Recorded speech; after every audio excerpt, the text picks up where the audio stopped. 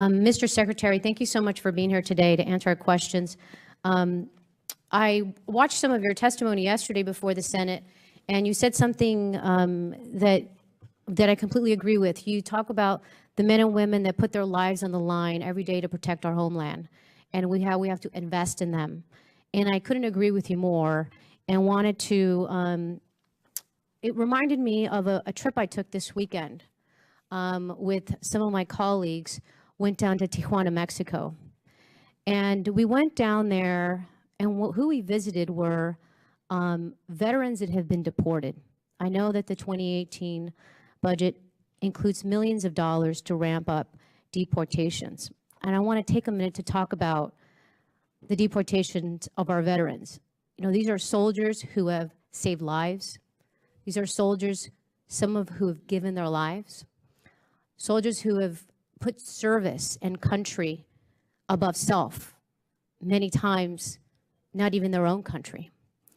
And they are there to fight and to protect us and America from our homeland. I see them very similar as the men and women who serve in DHS to protect our homeland and our safety.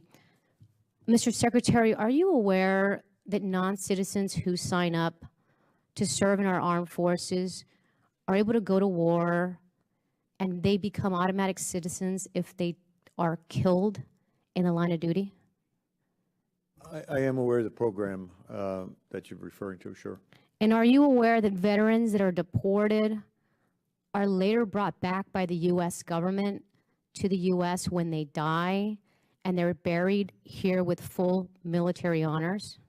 Well, it depends on the character of service, but sure, I'm aware of that. Do you think it's right that our veterans have to come back in body bags to be able to come back to this country for which they fought for?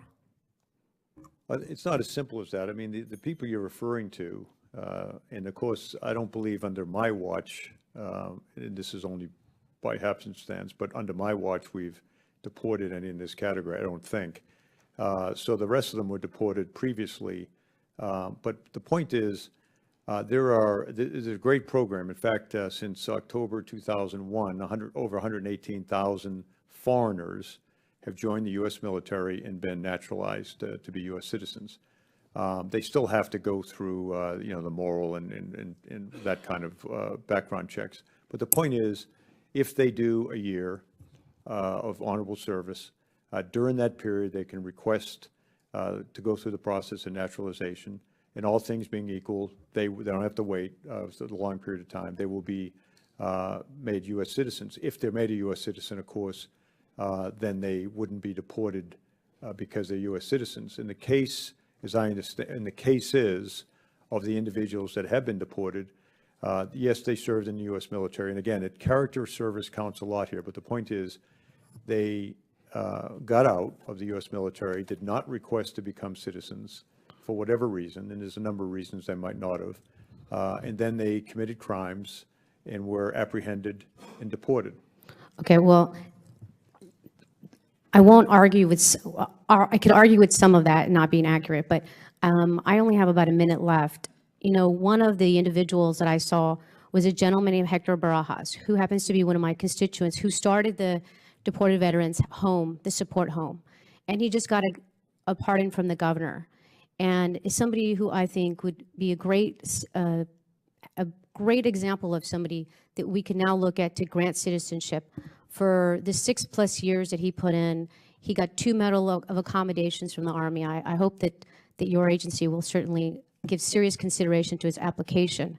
But you mentioned the program. You know, in 2010, there was an agency-wide ICE memo instructing field agents to use their discretion to quote, whether the person or the person's immediate relative has served in the U.S. military, reserves, or National Guard, with particular consideration given to those who served in combat. Is ICE still using this directive to use that discretion, or is that one of those that you've wiped away? They still use that discretion. I was just talking to the ICE, the head of ICE yesterday about this, and yes, they still use that. Great. Thank you very much.